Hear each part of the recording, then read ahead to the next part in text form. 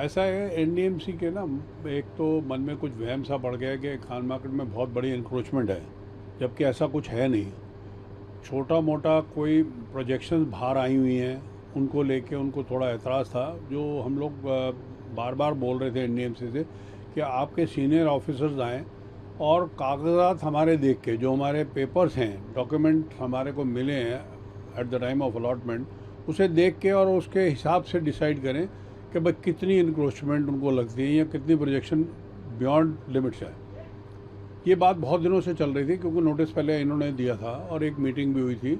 Vice chairperson ने हमारे यहाँ मीटिंग को एड्रेस भी किया था।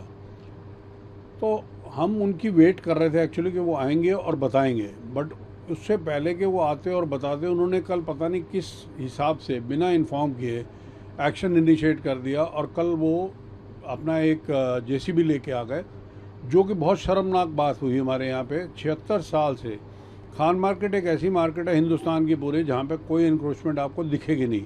विजिबल इंक्रोचमेंट जैसे मार्केटों में है, वेंडर्स हैं या कोई पटरी वाले बैठे हुए हैं या रेडी वाले बैठे हैं, ऐसा कुछ आपको दिखेगा नहीं कभी खान मार्केट में, क्योंकि हम खुद इस चीज़ के लिए बड़े सख्त और रहते हैं और किसी को आने नहीं देते। बट कल जो हुआ वो हमारे लिए बहुत ही मतलब एक दुखदायक उनका एक्शन था, जिस पे हम लोगों ने ऑब्जेक्शन उठाया और हमने अपने माननीय जो सांसद हैं बांसुरी जी, उनको अवगत किया इस चीज़ से। हमारे वाइस चेयरमैन हैं कुलजीत जी को, उनको अवगत किया कि भाई आपका ये एक्शन जो है अनकॉल्ड फॉर था। बांसुरी जी एक्स ऑफिशियो चेयरपर्सन हैं एनडीएमसी की, उनकी नॉलेज में ही नहीं था कि ये एक्शन खान मार्केट में करने जा रहे हैं। अब किसने इस चीज़ का आदेश दिया, कल इस चीज़ पे भी कोई क्लैरिटी हमें एनडीएमसी से नहीं मिली। बस यही बात सुनने को आ रही थी कि ऊपर से आदेश आया, ऊपर से आदेश आया। अब वो ऊपर कौन है, किसने आदेश किया, ये थोड़ा सा पता लगाना हमारे लिए भी एक मुश्किल सा हो रहा है। अब नए चेयरपर्सन भी आ गए हैं, उन्होंने भी ज्वाइन कर लिया, हम उनसे भी मुलाकात करेंगे। बांसुरी जी को हमने कल एक और शाम को लेटर भेजा है, रिक्वेस्ट भेजी है कि आप आएँ, अफसरान को लेके आएँ और यहाँ बैठ के हम एक मतलब अच्छे माहौल में फैसला करें कि भाई ये चीज़ गलत है, ये चीज़ सही है, इसको यहाँ हम उनको कन्विंस करें या वो हमें कन्विंस करें। तो उस चीज़ के लिए हमने उनको एक निमंत्रण दिया है और रिक्वेस्ट भी की है कि अपने अफसरान को लेके आएँ। बट क्योंकि पार्लियामेंट चल रही है, मैं भी समझता हूँ कि इस समय उनको पार्लियामेंट छोड़ के निकलना बड़ा मुश्किल होगा।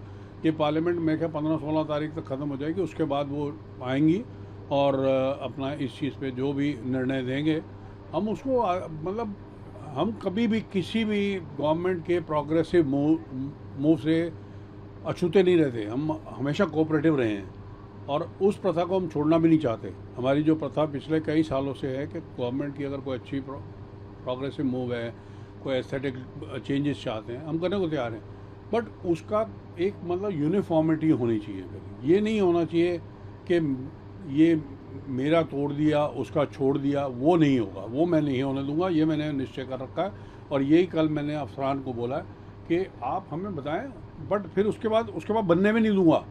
ये नहीं कि भाई कोई किसी की अप्रोच आ गई, कुछ भी चला गया, कोई वेस्टेड इंटरेस्ट हो गया, तो फिर उसके बाद बनने में नहीं दूंगा मैं।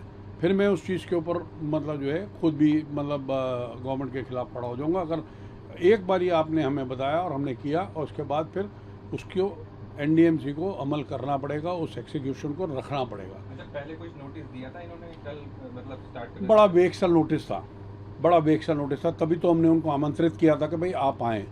क्योंकि एक कोई भी मतलब मैं वर्ड यूज़ कर रहा हूँ बेलदार, वो उसको बोल दिया जाके नोटिस दे दो सबको, वो चीज़ अच्छी नहीं है। वो आता है बोर्ड से नाम पढ़ के दे दिया, जबकि जो नोटिस दिया आपने वो आउटडोर पब्लिसिटी पॉलिसी का है, वो हमारे पे लागू भी नहीं होता वैसे तो, ईमानदारी से पूछा जाए तो।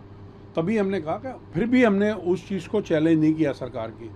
उन्होंने नोटिस दिया, हमने उसका मान किया, सम्मान किया और उनको आमंत्रित किया कि आप आइए, आप आके बता दीजिए कि ये चीज़ गलत है, इतने में आप अपनी हद में रहें, हम इस हद से बाहर नहीं आने देंगे आपको। तो आइए, आप कोई दिक्कत नहीं। बट कई चीज़ें प्रैक्टिकल मजबूरी हैं। अब आप देखिए, जो मैं नीचे दुकानदार हूँ, मेरी दुकान के बाहर अगर मैं टैंकी और एसी नहीं लगाऊंगा तो कहाँ लेके जाऊंगा?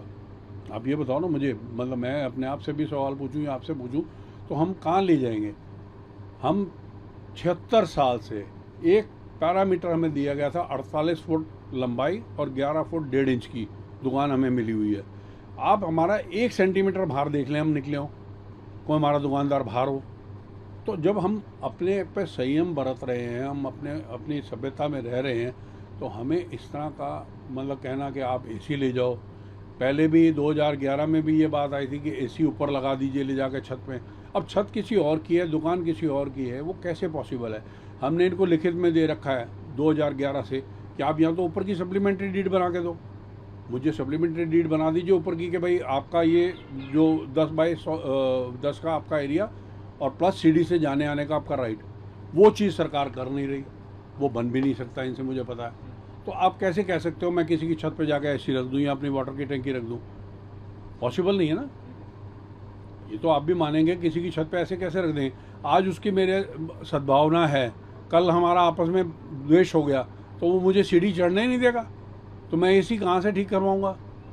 हालांकि मुझे एसी ले जाने में ऊपर कम से कम, जो आज मैं 3 टन से काम लेता हूँ, मुझे 10 टन के एसी लगाने पड़ेंगे, मेरा खर्चा भी बढ़ेगा, बिजली भी उतनी कंज्यूम करूँगा। मैं फिर भी तैयार था, बट सरकार ने उस पर कोई मतलब वो नहीं दिया, निर्णय नहीं दिया, तो फिर रह गया वो काम। अब आप कहेंगे इसको हटा दो, तो हटाना पॉसिबल नहीं। तो इसीलिए हम उनको आमंत्रित कर रहे हैं कि आप आइए, बैठ के बातचीत करिए, बट ऑन द स्पॉट। कमरे में बैठ के डिसीजन नहीं होगा। मैं यहाँ से कुछ एक्सप्लेन करने जाऊँगा आपके कमरे में, आपके कमरे में नहीं पता होगा।